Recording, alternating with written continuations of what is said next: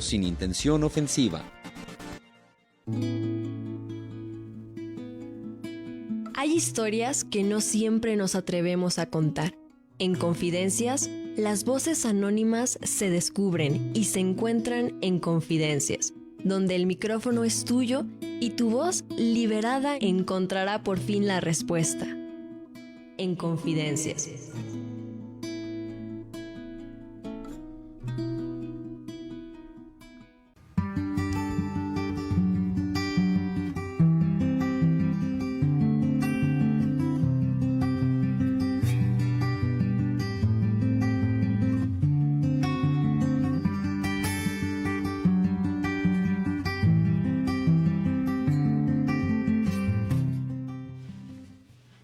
Los hijos no aprenden de nuestros discursos, aprenden de la manera en que tratamos a quienes decidimos amar. Bienvenidos al 10º programa de Confidencias de la Red ALEC, Ocupa Internacional y Radio UDG Ocotlán. Llámanos, nuestros teléfonos en cabina son 392-9256019 o también comunícanos a través del WhatsApp al programa de Radio Confidencias al 392-166-3291. En nuestras redes sociales nos puedes encontrar como Radio UDG Ocotlán o en la página oficial de internet Radio UDG Ocotlán. Bien, pues a veces como padres, madres o cuidadores nos esforzamos demasiado por dar largos sermones sobre el respeto, la empatía, los valores. Sin embargo, la ciencia y la realidad de las aulas nos dicen algo muy diferente. El verdadero aprendizaje no ocurre en el pizarrón, ni en el discurso, ocurre en la mesa de la cocina, en la sala de estar, en la forma en que resolvemos nuestras diferencias como pareja frente a los ojos atentos de nuestros niños. Y es que las cifras en nuestro país nos exigen prender las alarmas. De acuerdo con una encuesta nacional de salud y nutrición, 1 de cada 2 niños en México sufre de alguna forma de disciplina violenta en sus hogares. Hemos normalizado tanto el grito, la humillación o el golpe bajo el pretexto de educar, que seguimos tratando la crianza como si fuera un asunto estrictamente privado, invisibilizando el sufrimiento de la niñez. La neurobiología hoy nos revela que el conflicto destructivo y la hostilidad entre los adultos intoxican el hogar, alteran físicamente el desarrollo cerebral infantil. Cuando en casa hay tensión constante, los niveles de cortisol, la hormona del estrés, en los niños se mantienen elevados de manera permanente, incluso cuando ellos no presencian de la pelea la forma directa. Ese estrés tóxico de manera prolongada daña áreas fundamentales como la amígdala y la corteza prefrontal, encargadas de regular las emociones y tomar decisiones. Pero la cicatriz no se queda en la infancia. Estas experiencias tempranas actúan como un molde intergeneracional para las futuras parejas. Los niños expuestos a un ambiente de conflicto constante tienen la probabilidad significativamente mayor de enfrentar dificultades graves en sus propias relaciones románticas adultas, repitiendo inconscientemente las mismas dinámicas disfuncionales que vivieron con sus padres. Y pues hoy nos vamos a preguntar en esta cabina cómo podemos romper este ciclo, cómo podemos desaprender la violencia y construir verdaderos entornos seguros para el desarrollo de nuestros infantes. El objetivo de hoy es reflexionar un poquito más sobre las relaciones en pareja, la crianza compartida, la pérdida de referentes éticos y el acceso a la atención psicológica. Incluyen en la construcción de ambientes familiares saludables, enfatizando que la prevención de la violencia requiere la participación tanto de hombres como de mujeres. En nuestro programa anteriores hemos conversado sobre las infraviolencias que afectan a niños y niñas mexicanas y sobre las estrategias para prevenir la violencia desde la familia, haciendo un énfasis en el papel de las nuevas masculinidades. Hoy queremos ampliar esta mirada diferente, la de una educadora que ha dedicado su vida a la reflexión, a las aulas y a la literatura, porque quienes trabajan todos los días con la infancia conocen de cerca cómo han cambiado las familias, las relaciones y la manera en que las niñas y niños se enfrentan el mundo. No solo las nuevas masculinidades trabajan para la erradicación de las violencias, el papel de la madre, los maestros y el entorno escolar es muy importante. Por ello, para darle continuidad a ese tema tan importante de visibilizar, el cual requiere analizarlo desde todas sus perspectivas y aristas, Este programa de confidencias, nuestra confidente de hoy nos comparte sus experiencias sumamente valiosas desde la educación, la literatura y la experiencia cotidiana con niñas, niños y familias, más que desde la psicología clínica como en los programas anteriores. Esto con el fin de que la conversación sea cercana, reflexiva, basada en las vivencias que una docente observa a lo largo de su trayectoria. Hoy nos hizo el honor de estar con nosotras Rosa María Ibarra Aragón, quien más adelante la doctora Soledad nos hará el honor de darnos un poquito más su semblanza. Buenas tardes. Un agradecimiento a Radio UDG de Ocotlán, a Alejandra Contreras y a nuestra productora Ale Cervantes. Hice este paréntesis porque es muy importante el agradecimiento a estas dos personas. Rosa María Ibarra Aragón es originaria de Durango, es licenciada en Ciencias Naturales, se desarrolla como profesora en educación primaria y es escritora literaria. Entre las obras más reconocidas mencionamos la novela Emociones rotas, Verdades que duelen, El comedor de Raquel, entre otras. También ha escrito cuentos para niños, imparte talleres de escritura, publica historias cortas en periódico Victoria de Durango, participa en las ferias internacional del libro, es miembro de la Sociedad de Escritores de Durango, entre otras muchas otras actividades literarias. Rosy está aquí con nosotros porque es un núcleo muy importante de información para que nos ayude con sus experiencias a decirnos estrategias de cómo desaprender violencias desde el hogar, ella como educadora. Sí, para abrir el programa me gustaría hacerle una pregunta. Desde su perspectiva como docente, ¿cómo cree que impacta un entorno violento en el desarrollo del niño y la niña? Buenas tardes, es un gusto estar aquí en Radio Universidad de Ocotlán y mi agradecimiento por la invitación.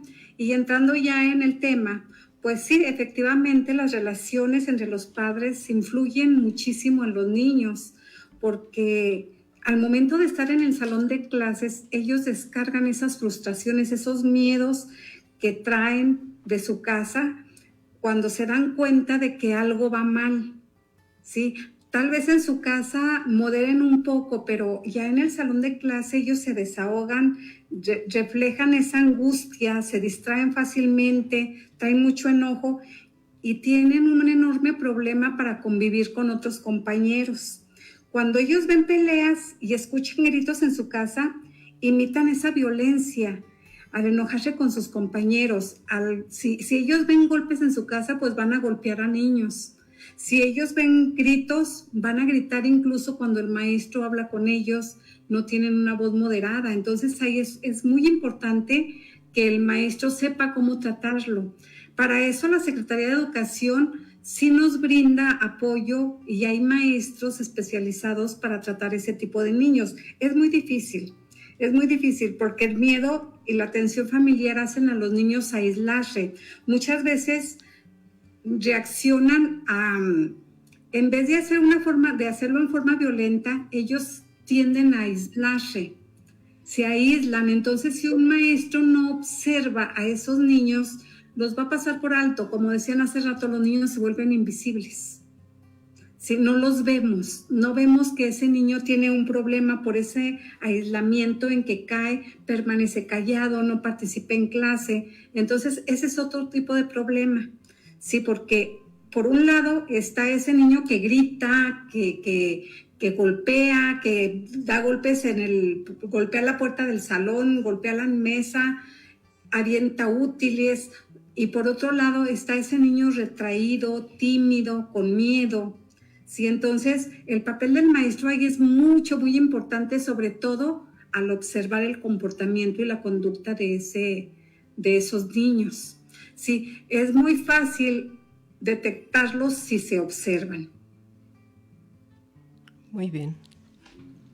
Bien, pues como ya lo vimos en su semblanza, nos dimos cuenta que usted maneja lo que se le reconoce como biblioterapia, que es a través de los libros llegar a los niños y tratar de resolverles un poquito más, a lo mejor que se puedan identificar con estos personajes y gestionar sus emociones.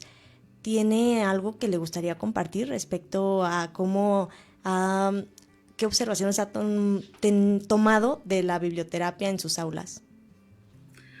Pues sí, lo que pasa es que mi forma de escribir ha sido mucho en base a experiencias, no tanto personales, pero sí a lo que yo he vivido, a lo que yo he visto, a lo que vi con mis alumnos, ¿sí? Dependiendo de la escena que yo quiera desarrollar en mi libro, ahí yo me doy a la tarea de recordar ese momento en que, como comentaba hace rato, en que la niña llegó pálida a la escuela, se paró en la puerta del salón y antes de entrar vomitó. Entonces ahí es un claro ejemplo de una conducta dañina para él, para ella en su casa. O, por ejemplo, ese niño que no permite que el maestro se acerque a él, ¿sí? Porque piensa que al momento de acercarse, pues lo van a golpear, lo van a regañar, lo van a maltratar, y que eso lo hace no aprender. Entonces yo todos esos ejemplos los tomo en cuenta al momento de estar escribiendo un libro. Por ejemplo, en mis libros para niños, las historias que yo escribo que son exclusivas para niños, tienen mucho que ver con el comportamiento que hay de los niños, como ese niño del libro del cuento de Pascual Corre Corre, que ese niño se levantaba de madrugada, y que fue verdad eso, se levantaba de madrugada, se va al monte a traer leña y carga su burro con la leña y llega a casa para que su mamá pueda cocinar para darles el desayuno. Luego lleva a la escuela. Entonces, ¿qué ánimo tiene ese niño de aprender? Entonces ahí es bien difícil, porque estamos hablando aquí de familias completas. Pero ¿qué pasa cuando falta la mamá, cuando falta el papá? Es ahí cuando radica realmente ese problema en los niños, que es difícil superarlos, y es muy difícil también para un maestro. Si no tiene el apoyo necesario, es muy difícil conducir a ese niño para que pueda salir adelante. Y si a él no, porque sabemos de antemano que hay que atacar el problema desde la base, desde la raíz. ¿Y cuál es la raíz? La familia, efectivamente. Y si en la familia no se ponen límites, si no hay paz en su casa, pues eso lo van a reflejar en el salón. Y todo eso, todos esos temas, yo los transformo en literatura para que al momento de que los papás los lean. En una ocasión fui a presentar un libro allá a Guadalajara, me parece que fue el de Emociones Rotas, que yo les comentaba, este libro es de mujeres para que lo lean los hombres. ¿Sí? ¿Por qué? Porque sabemos que es muy importante en la educación, tanto la mamá como el papá. Ya no nada más se trata de las mujeres, no, se trata de ese hombre, que ese hombre se dé cuenta de los problemas reales que existen dentro de su familia, para que puedan, si ellos quieren, porque también vamos a ver que no todos quieren hacerlo, prefieren ignorarlo, ¿verdad? Pero si ellos quieren, se van a dar cuenta a través de la lectura de un libro, pueden pensar y decir, ok, yo aquí estoy mal. Yo puedo hacer esto por mí, por mi familia, porque también es importante hacerlo primero por uno mismo. Si yo estoy bien, mi familia va a estar bien. Entonces, por medio de lo que yo escribo, yo creo que sí he logrado en algunos casos hacer que se muevan esos sentimientos, esas emociones, para que se logre un bienestar familiar. Y al ser bienestar familiar, pues se logra bienestar en la escuela y, por consecuencia, pues en la sociedad. Así es. Bueno, pues en primer lugar me encantaría agradecerle desde La Voz de la Sociedad por contribuir con este gran granito de arena a los cambios estructurales sociales, ¿no? Como nos lo dice, la literatura es una excelente oportunidad, una gran ventana para hacer estos cambios en las ideologías y en las dinámicas familiares. claro, con la finalidad de mejorar el entorno social y en el hogar, y pues qué mejor que contribuir a la crianza efectiva en los niños, ¿no? Bueno, pues vamos a un pequeño corte comercial y en unos momentos regresamos. Quédate con nosotros, estaremos hablando más adelante sobre el rol de la madre y el padre en la crianza del niño.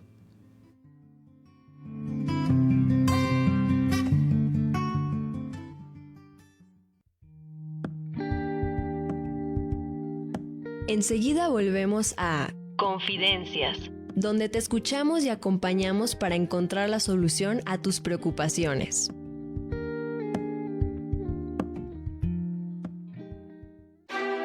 La justicia, el derecho, la igualdad, el respeto la libertad y la demanda son las voces que se escuchan en de hecho y de derecho. En el terreno de los hechos, sí, hay una gran red de trata de personas que usualmente la conocemos como coyotaje. La Comisión Estatal de Derechos Humanos hace una serie de reflexiones sobre el derecho que tienen los adultos mayores de un acompañamiento por sus familiares. De hecho y de derecho. cada martes a las 10 a.m. por Radio Universidad de Guadalajara en Ocotlán.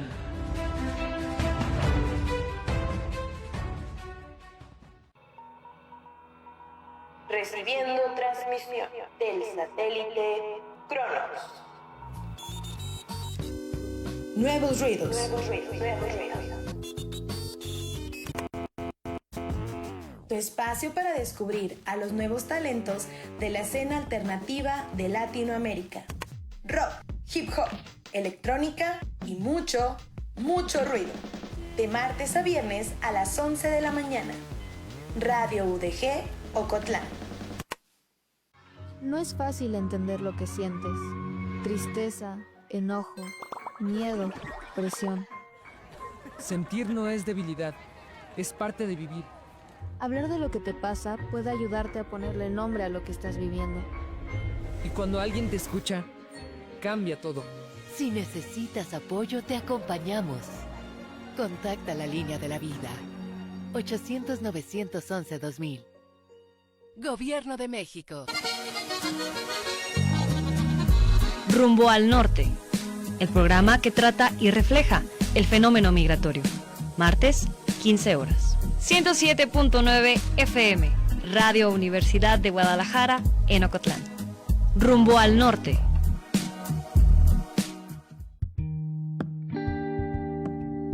Confidencias. La radio que realmente te escucha, el corazón que siente, la palabra que abraza y fluye. Continuamos.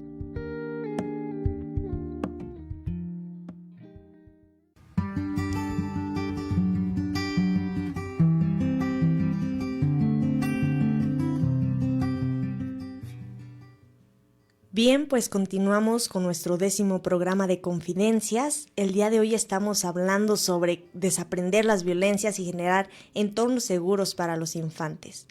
El día de hoy tenemos una invitada de lujo. Su nombre es Rosa María Ibarra Aragón y hace unos momentos estábamos hablando sobre cómo su experiencia en las aulas le ha permitido abrir su panorama y crear contenido literario que puede ayudar a los niños y a los padres de familia a tener mejores dinámicas en el hogar. Bueno, pues vamos a continuar con este itinerario del día de hoy, muy interesante. Y para continuar con el programa me gustaría hacerle la siguiente pregunta, Rosy. ¿Cuál es el rol de la madre dentro del hogar en la crianza? El rol de la madre, pues se supone que el rol de la madre es crear un ambiente sano y respetuoso, porque ahí es donde ellas juegan un papel muy importante, son los pilares emocionales, son guías del hogar. Ellas son las que se supone que ellas deben de fomentar la empatía, todos los valores, diálogo abierto, resolución pacífica de conflictos que surgen en el hogar. Pero ¿por qué digo yo que se supone? Porque ahora con esa desintegración familiar tan fuerte que hay, con esa violencia que hay, pues las madres han olvidado, muchas madres, no podemos decir que todas, ¿verdad? Pero hay muchas madres que han olvidado todo eso. Pero ellas deben de promover una crianza respetuosa, ¿sí? Y deben de ayudar a romper esos viejos moldes de conducta de crianza autoritaria. Porque yo recuerdo, y me imagino que ustedes también, que antes las mamás con una simple mirada nos controlaban, ¿verdad? Ahora el rol de la mamá debería de ser hacerlo todo con amor. Sí, en vez de dar una orden, sugerir de una manera que el niño no piense que se le está ordenando. Y es más fácil que ellos cumplan. Al momento de que se les sugiere que hagan algo de una manera pacífica, con amor, sobre todo con mucho amor, ellos lo van a hacer, pero no van a creer que están recibiendo una orden, porque sabemos bien que los chicos son muy dados a haz lo contrario de lo que te dice tu mamá. Si te dice ponte este vestido azul, te vas a poner el amarillo, nada más porque ella te dijo que te pusieras el azul. Entonces, si ellas son inteligentes y las mamás somos un poco inteligentes, vamos a saber cómo dirigirnos a ellos, porque el papel de ellas es ofrecer un espacio seguro. Deben de ofrecer un espacio seguro y brindar ese apoyo emocional que los niños necesitan. Pero resulta que primero necesitan recibirlo ellas. Si primero necesitan tener ellos, para que ellas puedan expresar lo que ellas sienten, lo que ellas desean, ellas tienen que recibir ese apoyo emocional para poderlo transmitir a sus hijos. Y si sus hijos lo necesitan, pues también tienen que hacerlo, porque ellas se deben de encargar de organizar todo lo que al hogar se refiere, los roles, los límites, tienen que poner límites en el hogar, si ellas se encargan de eso. Pero fíjate que ya últimamente, ya ese rol no es exclusivo de las madres, porque también los padres ya juegan ese papel importante, ya ellos participan, ya ellos si tienen un bebé pequeño, también les toca levantarse en la noche a darles la mamila. Si hay que darles el baño a los niños, también ellos hay que darles el baño, hay que cambiarles el pañal, hay que llevarlos a la escuela, hay que ayudarles con las tareas. Ya no es tanto exclusivo ese rol de mamá, ya es rol de mamá o rol de papá, es lo mismo. Sí, entonces aquí lo importante es que tanto uno como el otro estén dispuestos, ¿sí? Que los dos sepan guiar con amor y con firmeza a la vez. Que enseñen el respeto mutuo entre ellos primero y luego entre los miembros de la familia de una manera equilibrada, ¿sí? Entonces ahí es donde deben de entrar esos límites que son necesarios para una buena convivencia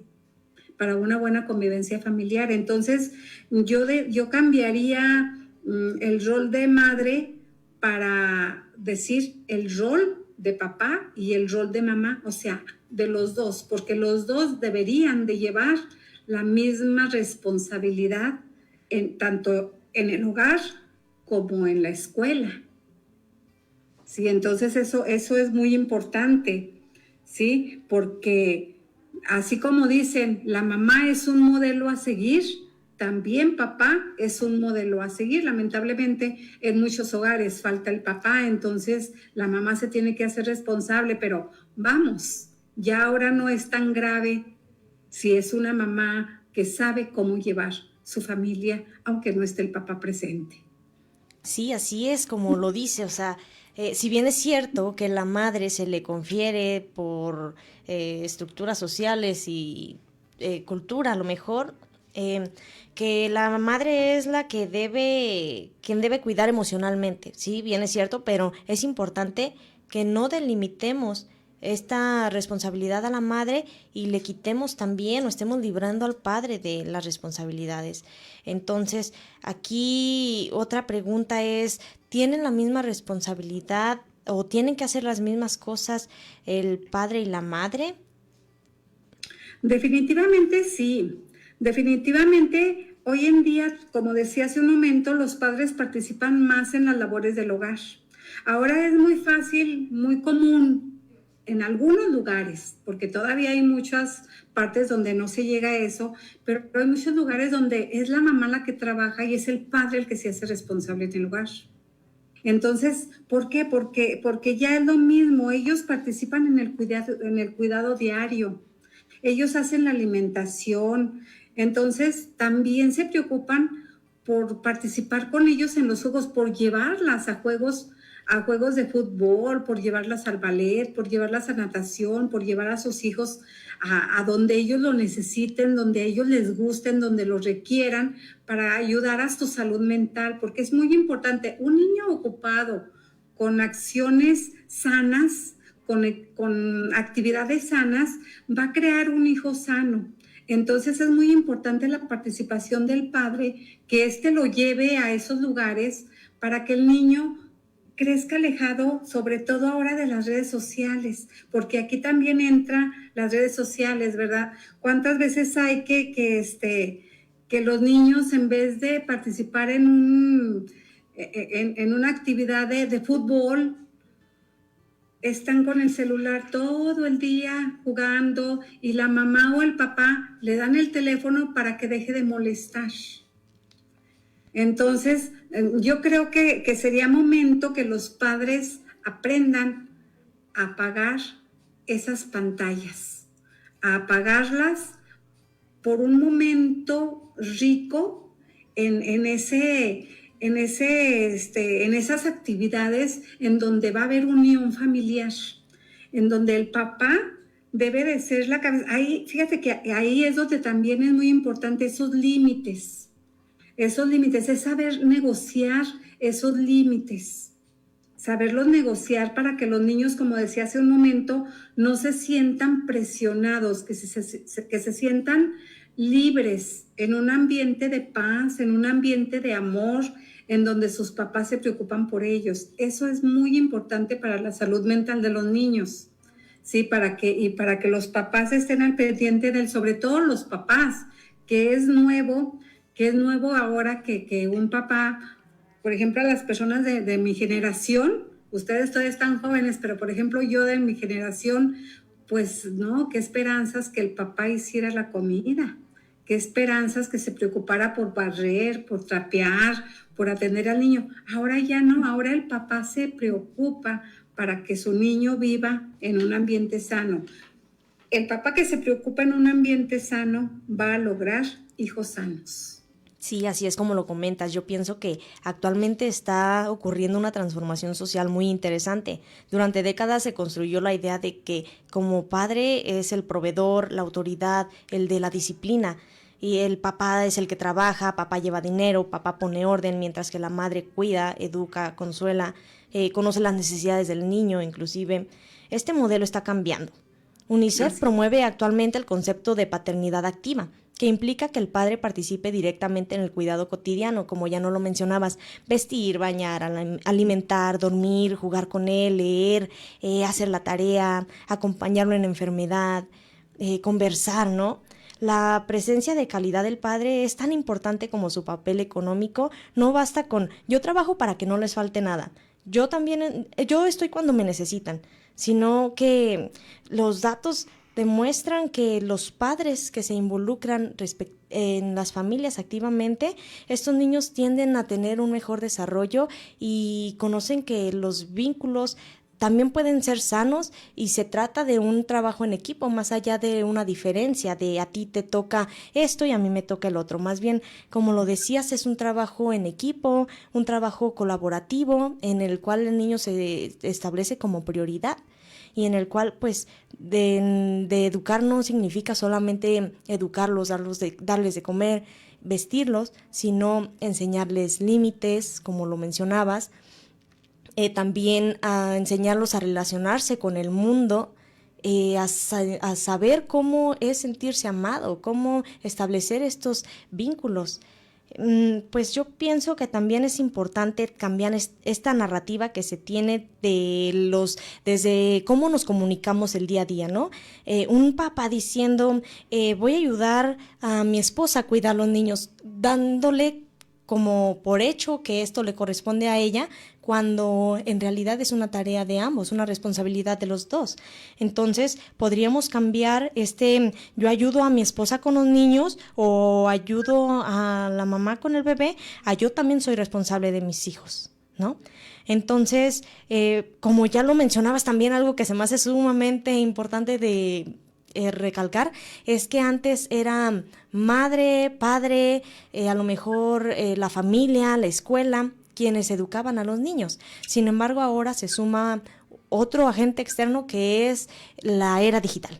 Todos estos aparatos electrónicos, toda esta información, ahora ya no se limitan únicamente estos temas tan importantes de cuidado, de sexualidad, de límites, de autocuidado, relacionarse, ¿no? Estas pláticas que son tan importantes de hablar con los niños, ahora ellos ya aprenden a través de las redes sociales como TikTok, Instagram, inclusive videojuegos, ¿no? Entonces no se trata, yo creo, que solo limitar su uso, porque es imposible. A lo mejor yo lo puedo controlar en mi casa, pero allá afuera no, en la escuela no, o sea, con los amiguitos, no sé, las ideas se transfieren de una manera que no lo podemos controlar. Sin embargo, yo creo que sí es importante cambiar un poquito la narrativa, o pues aceptar que ya es una realidad y decirle, ok, vamos a hablar sobre lo que estás viendo, ¿no? Para guiarlos en este contenido, estas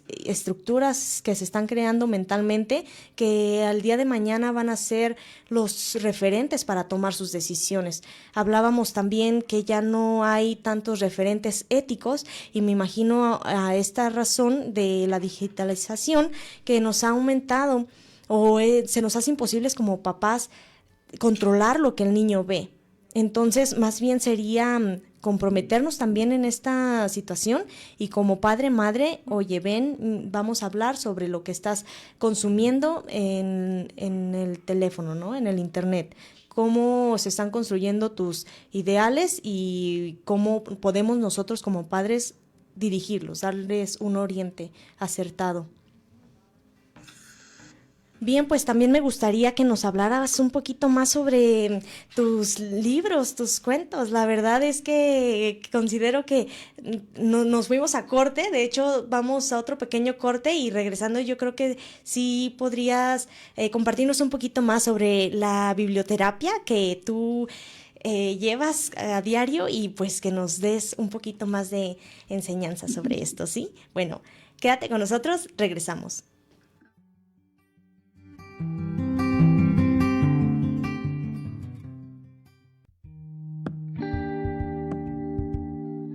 Enseguida volvemos a Confidencias, donde te escuchamos y acompañamos para encontrar la solución a tus preocupaciones.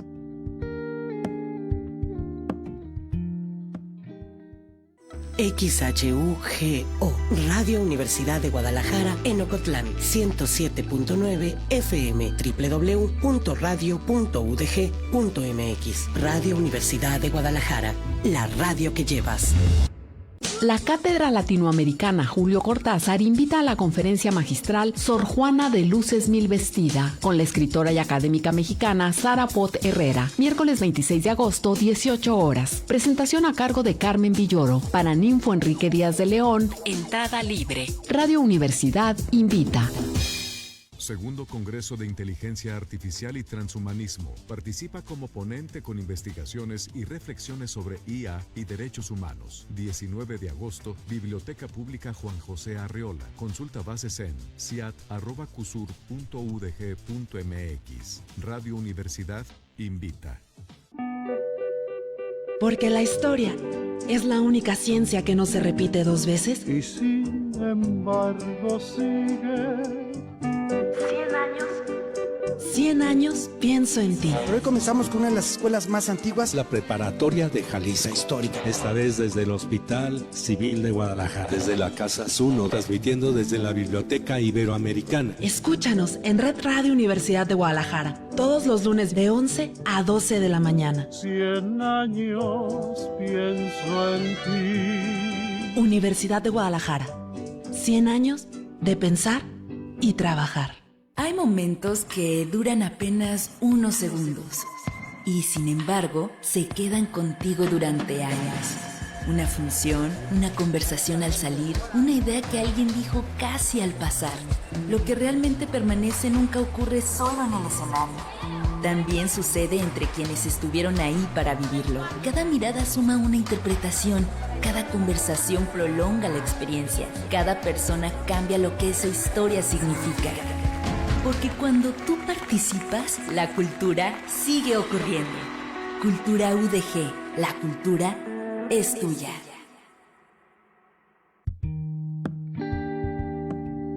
Confidencias. La radio que realmente te escucha, el corazón que siente, la palabra que abraza y fluye. Continuamos.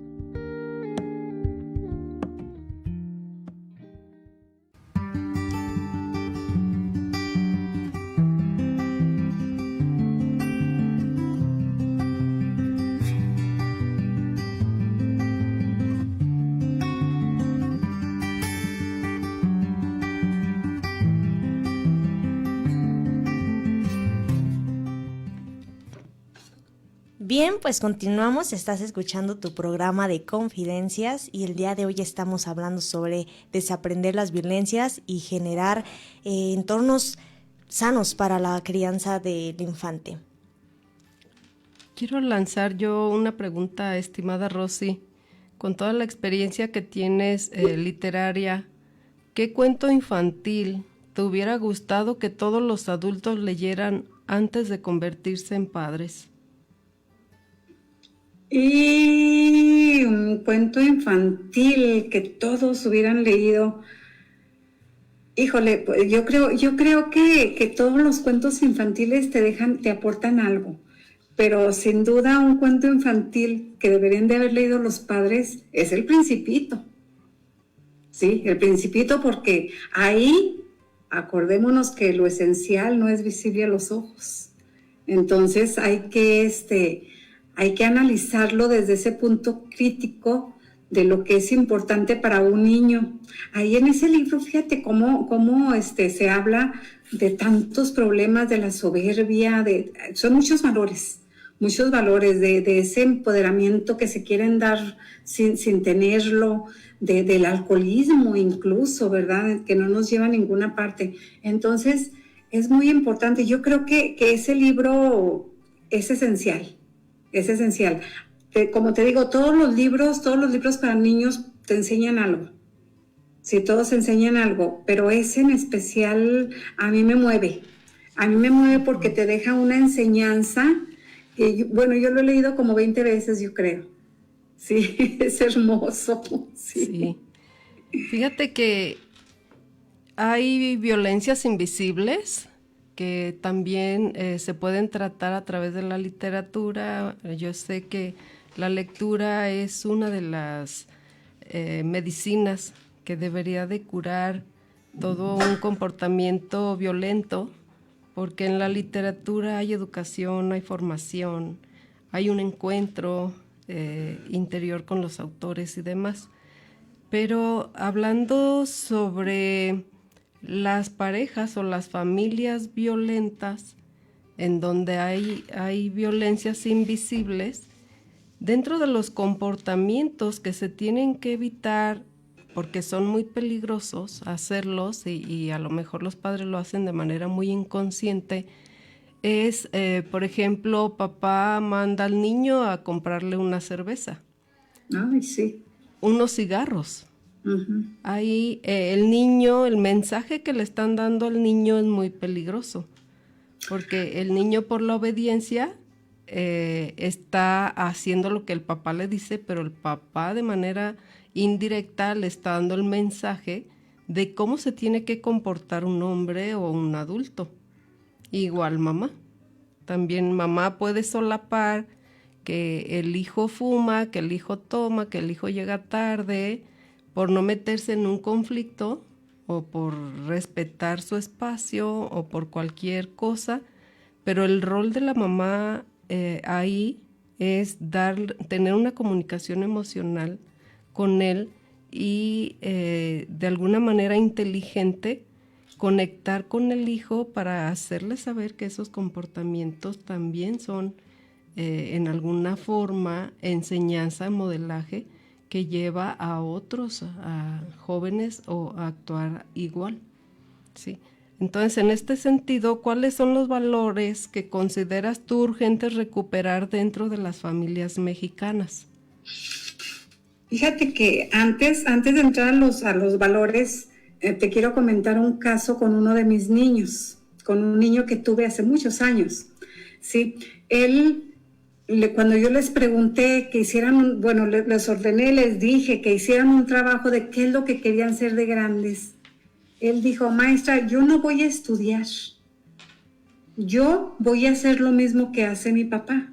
¿Y qué hace tu papá? Mi papá maneja un taxi y para manejar un taxi no se necesita estudiar. Entonces yo no sé a qué vengo a la escuela, ¿sí? Entonces, así como eso, los comportamientos de los papás van guiando a esos niños porque son el ejemplo que van a seguir. Sí, entonces esos niños están faltos de valores, faltos de comunicación. En todo el mundo, no nada más en México, se han perdido los valores. Pero el principal que debe de existir, para mi punto de vista, es el respeto. El respeto es vital para aceptar las diferencias que hay dentro del hogar, para el cuidado de los adultos mayores, porque vemos a los niños que luego ven a los adultos mayores y los ven, es la contraparte, niños invisibles, adultos mayores invisibles, ¿verdad? Entonces, yo creo que el respeto es uno de los más importantes. Otro que nunca debemos dejar de lado es la comunicación, porque como decíamos hace rato de las tecnologías que nos han invadido, ahí surge esa necesidad de apagar esos celulares, de apagar esas pantallas, de escuchar a los niños sin juzgarlos, y de crear esa confianza que debe de existir entre padres e hijos. Y también otro muy importante es la responsabilidad, porque hay que asumir los roles que nos corresponden en el hogar. Hay que asumirlos y los roles que nos corresponden con la sociedad, también con la sociedad. Y también el otro que creo que es importante es la solidaridad y el cuidado mutuo, porque es esencial para apoyarnos en lo emocional y en lo económico, porque como decíamos también hace un rato, la familia somos un equipo, entonces hay que cuidarnos unos a otros, y con estos valores el hogar se va a fortalecer, se va a frenar la violencia y van a sanar ese tejido social frente a las crisis actuales por las que estamos atravesando. Estoy muy de acuerdo, pero también quiero preguntarle a Abril, estaba yo comentando que también los adolescentes o los jóvenes son un ejemplo positivo o negativo para los niños. Ahora las nuevas generaciones, los niños idolatran a ciertos perfiles juveniles o a ciertas personas y quieren ser como ellos. En este caso, con el tema de las nuevas generaciones, Abril, que es estudiosa sobre estas partes y que ella como joven, me gustaría preguntarte, Abril, que tú también me des tu experiencia, participes para la audiencia. Tú convives diariamente con adolescentes y jóvenes. ¿Cómo describirías a estas nuevas generaciones?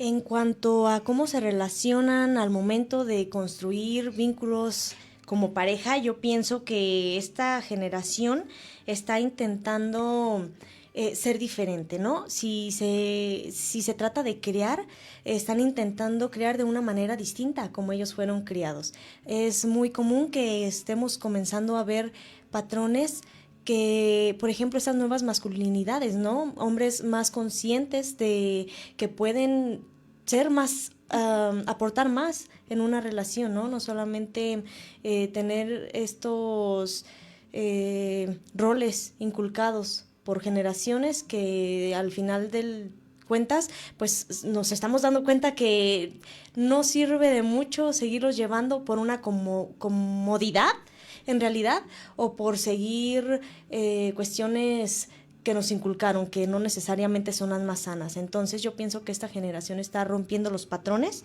Muchas veces se cree que los jóvenes estamos acabando con el amor, no, a lo mejor puedan creer eso porque pues ya nadie se casa, o sea, sí, pero ha disminuido mucho, ¿no?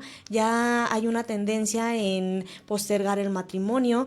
Hijos. Sí, los hijos, los jóvenes no parecen estar rechazando el amor o las relaciones de pareja, más bien están rechazando cada vez más la idea de que tener pareja sea una obligación o que cualquier relación sea mejor que estar soltero, ¿no? Pienso que ahora la balanza no parece inclinarse hacia que ya no nos queremos enamorar, sino a que queremos relaciones bajo otras condiciones.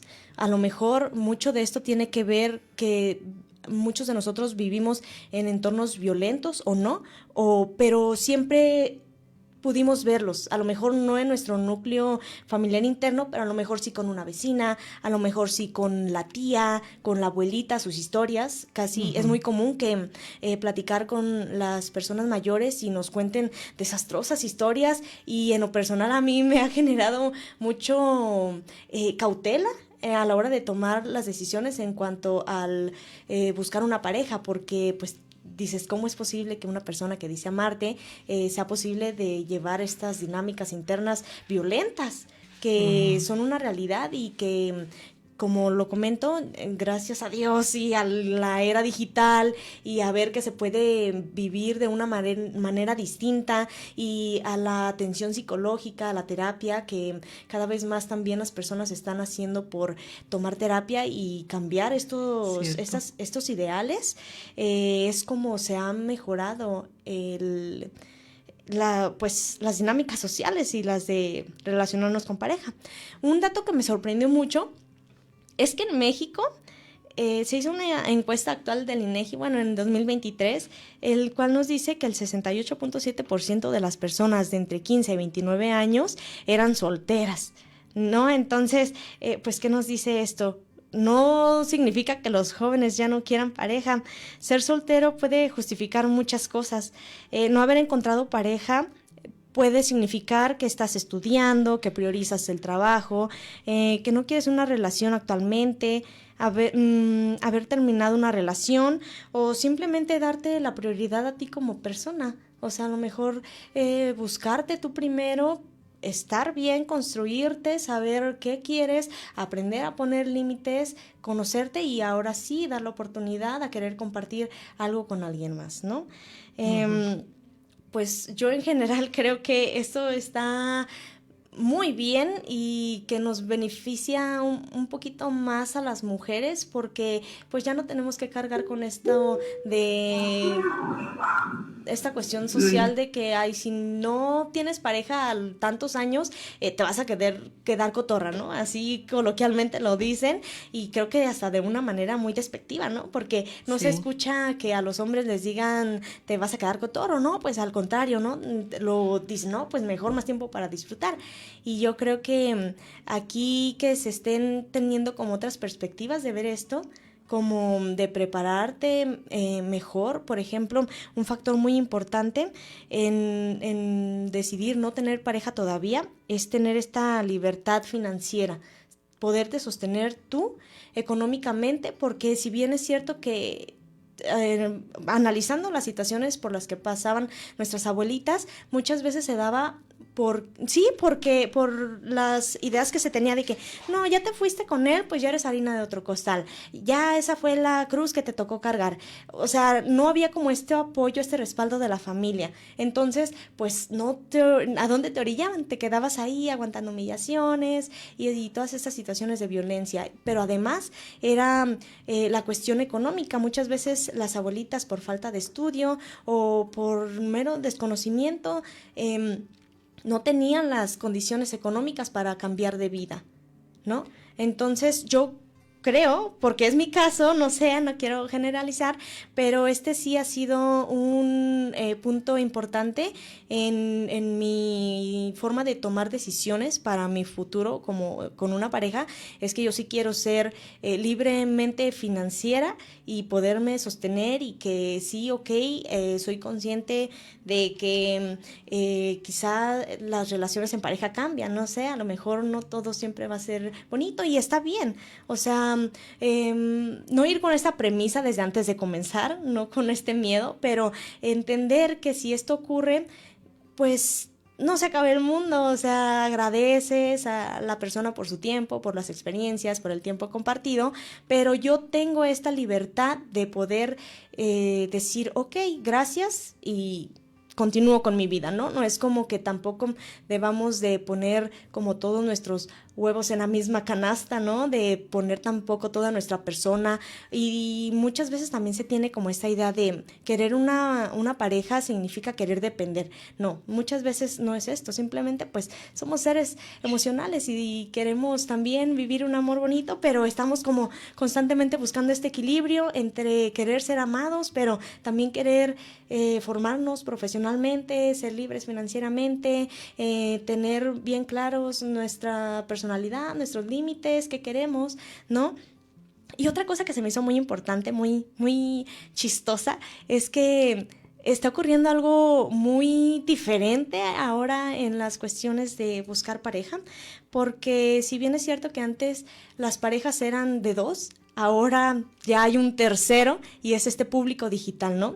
Muchos a lo mejor quizá no se habla mucho, pero tiene mucho que ver. Por ejemplo, una relación puede terminar porque no te presumen en redes sociales, o al contrario, porque te están exhibiendo, sí, y ya pues se vienen un montón de situaciones, sí, que hasta nos hemos creado glosarios para tratarlas de explicar, ¿no? Como el ghosting, el breadcrumbing y todas estas cosas que a veces hasta debemos de ver qué significa, ¿no? Y dices, ay, sí soy, te identificas, o por ejemplo decir que las green flag, las red flag, ¿no? Y un montón de colores de banderas que a lo mejor sí nos hacen ver como dónde nos ubicamos como pareja, pero también pues cambian todas estas dinámicas, ¿no? O sea, ya se trata como desde mostrar, las redes sociales han sido una ventana para mostrar interés a la pareja, para revisar si alguien está disponible,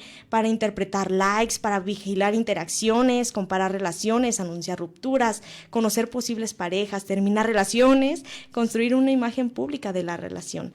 Entonces, pues ha cambiado a lo mejor la manera en cómo encontrar pareja o cómo buscar pareja, pero sin duda todos quieren vivir el amor. Y pienso que ya tenemos este escenario que nos han enseñado de alguna buena o mala manera de cómo se puede vivir un amor, y estamos ahorita en la decisión de cómo queremos construir uno.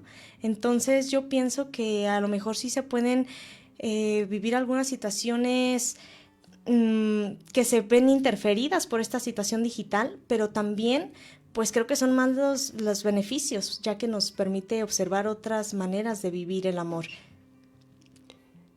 Después de escuchar a nuestras confidentes del día de hoy, Rosa María y Abril, que fue invitada también de manera especial, y que conocimos sus perspectivas, queda claro que educar no consiste únicamente en transmitir conocimientos.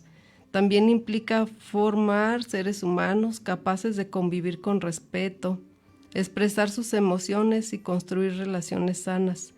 La literatura, la escuela, la familia tienen un enorme poder para transformar vidas cuando trabajan de manera conjunta. Se nos está agotando el tiempo de esta confidencia, van a quedar muchas preguntas al aire para próximos programas, y quiero mencionar que hoy aprendimos que la violencia es aprendida y puede ser desaprendida. Se puede prevenir, se puede erradicar con 3 elementos: la educación, la familia y la cultura, la sociedad. Para ello solo se necesita voluntad, solidaridad e intervención.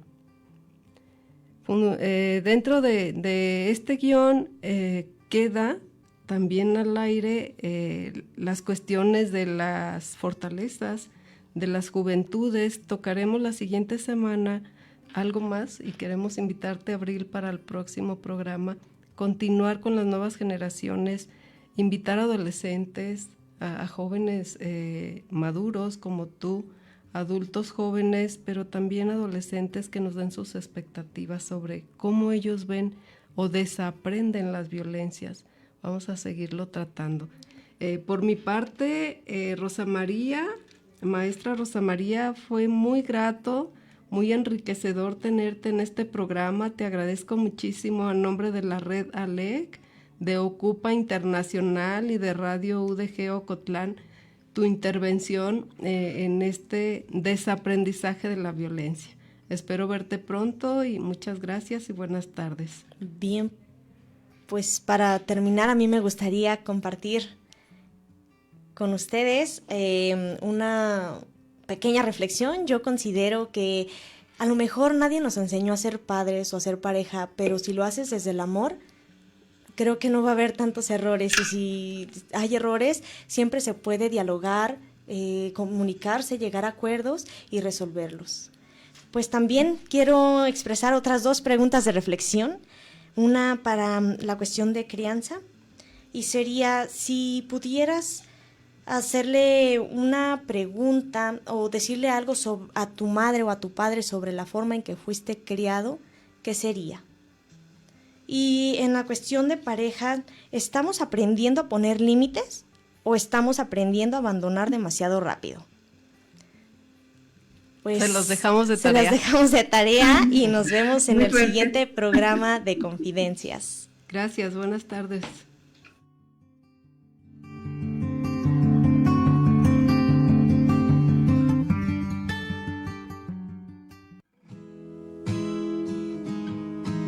Confidencias. Recuerda, tu voz, tu palabra es lo que cuenta. Y aquí estamos nosotros para ti. Nos escuchamos la siguiente semana en Confidencias.